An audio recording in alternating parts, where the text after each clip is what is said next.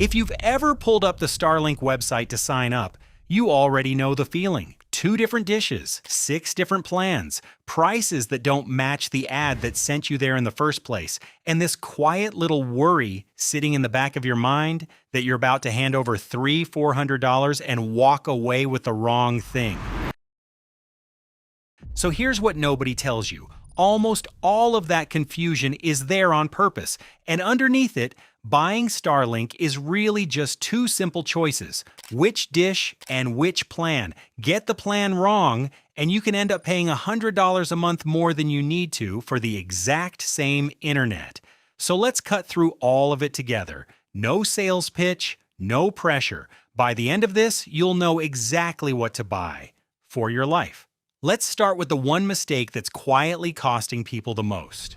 Here's the mistake, and it's an expensive one. When you buy Starlink, you're actually paying for 2 completely separate things, and people mix them up constantly. The first is the dish, the hardware, the physical thing that goes outside. You pay for that once.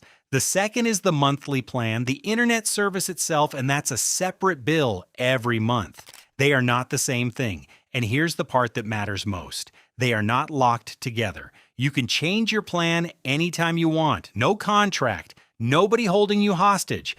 Now watch what happens when people get this wrong. A normal home internet plan from Starlink runs somewhere around $80 a month. Sounds fair enough. Then you get to talking with a neighbor who's paying $165, and you think, wait, did I miss something? Is one of us getting cheated here? Neither of you. Here's the honest truth. That $80 price is the home plan for a house that stays put. The $165 price is the travel plan, the mobile one, built for folks living in an RV.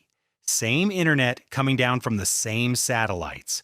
Completely different price. And here's where it turns into real money. There are people sitting in a fixed house, never going anywhere, paying for that expensive travel plan by mistake. The better part of $100 a month gone every single month for absolutely nothing extra. So before we go one single step further, burn this into your memory because it's the whole game. Match the plan to how you actually live. Stay in a house, home plan. Actually travel for a living, travel plan. Get that one thing right, and you've already saved more than the dish will ever cost you. Now, which dish do you actually need? That depends entirely on who you are. So let's find you. Let's start with the biggest group, and it's probably you. You've got a house, real walls, a real address out in a spot where the cable company either doesn't reach at all or charges you a small fortune for internet that quits every time it rains. This right here is who Starlink was really built for. Your answer is simple: the standard dish and a home plan. Not the little travel one, the standard dish, the bigger of the 2. It's the smart one, honestly. It aims itself at the sky automatically. You don't fiddle with it. And it gives you the strongest, steadiest speeds you can get. It runs about $350 to buy outright. Or, and a lot of people don't realize this, in some areas, you can just rent it for around $10 a month instead of paying it all at once. Either way, that's your dish. Done. Then you pick your home plan, and this part is easy, because you pick it by how busy your house is. If it's mostly just you checking email, watching one TV, a little browsing, the $50 plan is plenty. If you've got a normal family, a few people streaming, video calls with the kids, a couple of TVs going at dinner time, the $80 plan is the sweet spot. That's the one most families settle on. And if your house is packed, everybody's streaming something different, grandkids gaming in the back room, the top plan, around $120, gives you the most muscle. And here's a real relief for you. Every one of those plans is unlimited. No data caps, no counting gigabytes, no ugly surprise charge because you watched one too many movies this month. So please don't overthink this. Start on the cheaper plan. If it ever feels slow, you bump up a level, takes 30 seconds, no penalty, no phone call, and most people never even need to. That's your house sorted. But what if you've got a home base and every now and then you like to get away? Because there's a move here that saves you a small fortune, and the salespeople will never ever bring it up. This one's for the folks who've got a house, but a few times a year you hit the road. Maybe you take the camper out for a couple weeks in the summer. Maybe you've got a cabin up at the lake. Maybe you drive down to see the grandkids for the holidays and you'd love to have your own internet while you're sitting in their guest room. Now, the obvious move, the one Starlink's own website nudges you toward, is to buy that expensive travel plan so you're covered when you leave. Don't do it. You do not need to pay $165 a month all year long for a couple weeks of travel. Here's the move instead. You keep your normal, cheaper home plan, the exact one you already have, and you add a small option on top of it. It's called portability for about $25 a month that lets you pick up your internet and carry it with you when you go. That's it. $25 instead of jumping all the way up to the full travel plan. For somebody who's home most of the year and away just now and then, that is the difference between doing this the smart way and quietly throwing away $60, $70 a month for no reason.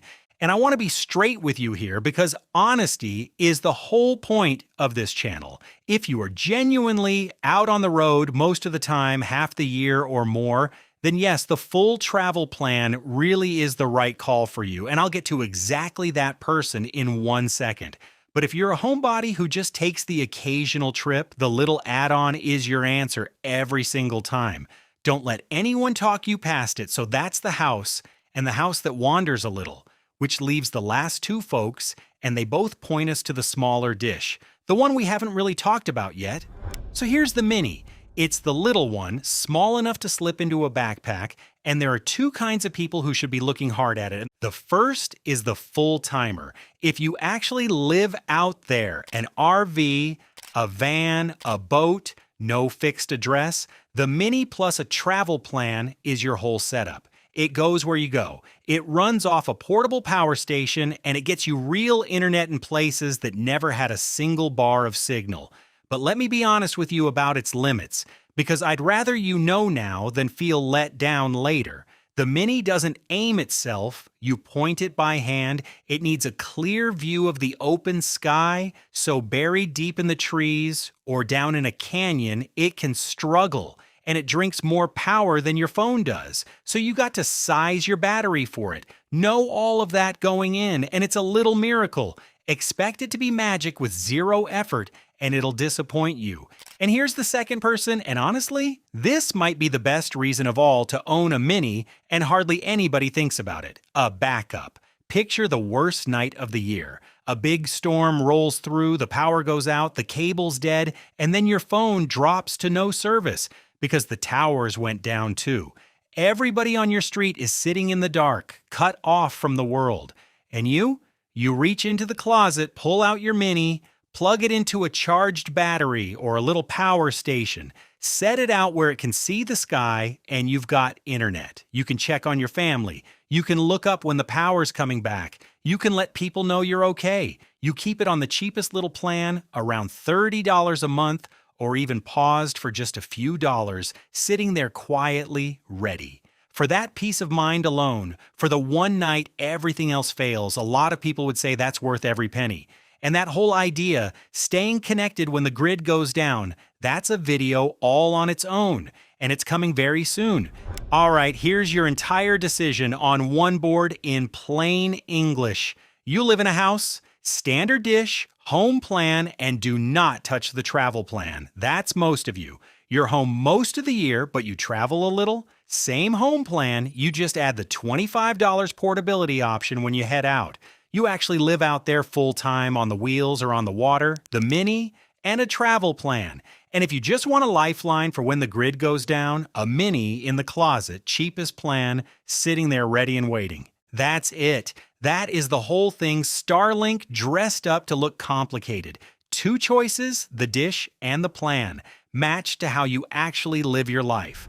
One last honest word before you spend a single dollar, and this one really matters. Prices, deals, and even what's available all change depending on your exact address, and Starlink changes them more often than they probably should. So don't take the number off of any ad, and that includes anything you just heard from me.